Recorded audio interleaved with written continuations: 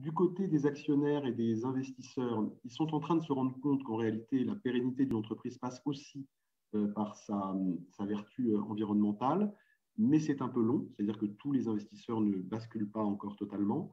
Quand on est devenu entreprise à mission à la dernière Assemblée générale en juin dernier, ce qui est intéressant quand même, c'est que 99,5% des actionnaires, qui sont pour certains des fonds d'investissement, ont voté en faveur de ce passage.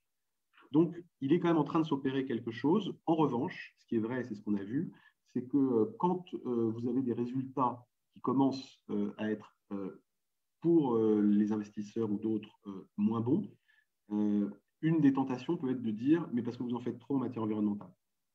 Et c'est la raison en fait de votre sous-performance. Ce que je ne crois pas du tout, et je ne pense pas du tout que ce soit le sujet, puisque nous, on a pensé que c'était plutôt un sujet d'organisation et de localisation plus fort de la production qui permettra de retrouver une croissance rentable, plus rentable en tout cas, parce que la croissance est déjà rentable. Mais donc, pour répondre à votre question de manière un peu directe, je pense que ça bouge. On constate par ailleurs qu'il y a plein de fonds d'investissement qui sont en train de recruter des experts ESG et sustainability parce qu'ils veulent aussi faire une évaluation des entreprises dans ce domaine-là. Ça bouge peut-être pas assez rapidement, mais je pense que l'avenir, en réalité, ce sera quand on pourra avoir une corrélation positive entre l'impact environnemental que vous avez, par exemple, et le gain financier que vous pouvez en tirer. C'est-à-dire qu'il y a beaucoup de patrons qui le font par éthique personnelle, par vertu, parce qu'ils pensent que c'est comme ça qu'il faut faire. Il y en a d'autres qui le feront par intérêt, quand ils sentiront que économiquement et financièrement, ce sera intéressant. Et je vous donne juste un exemple de ce sur quoi on a travaillé, parce que je pense que c'est un peu technique, mais je pense que demain, si on veut que l'environnement devienne une variable clé du choix des entreprises, il faut pouvoir financiariser, au sens positif du terme, la corrélation que vous avez entre ce que vous faites de bien pour l'environnement et la finance. Et je vous donne deux exemples.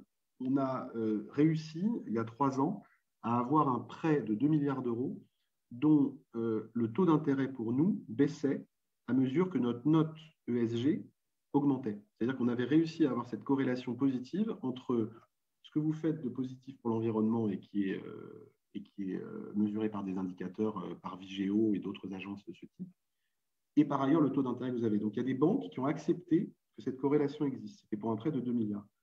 Le deuxième exemple, c'est qu'on a été la première entreprise à présenter notre résultat net par action carboné.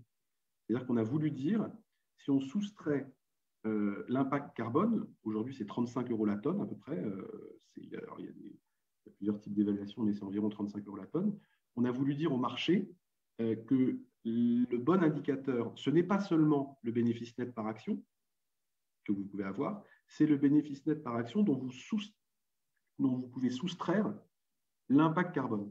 Et du coup, ce qui est intéressant dans cet indicateur, qu'on a été les premiers à présenter au marché financier, qui n'ont pas encore embrayé, mais on espère qu'à un moment ils le feront, c'est que quand votre productivité carbone augmentera, vous aurez cet indicateur donc carboné qui augmentera de manière plus forte que le simple bénéfice net par action. Donc il y aura une incitation à la vertu, y compris parce que les marchés financiers regarderont cet indicateur en plus de l'indicateur du bénéfice net par action courant.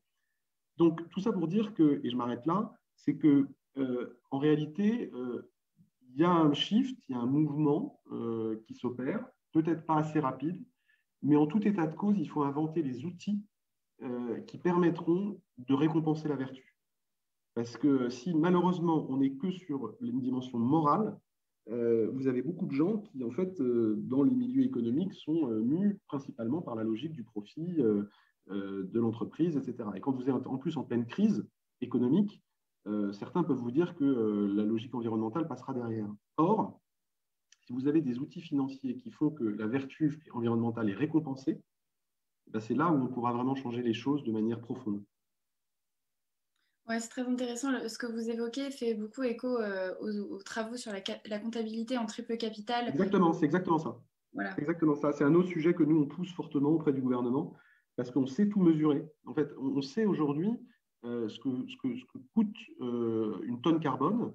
On sait mesurer avec toutes les agences, tous les indicateurs extra-financiers, etc. Donc, on pourrait aujourd'hui, il faudrait vrai courage politique, l'imposer, etc., on pourrait aujourd'hui mettre en place une comptabilité triple capital et imposer aux entreprises, et nous, on y est favorable, hein,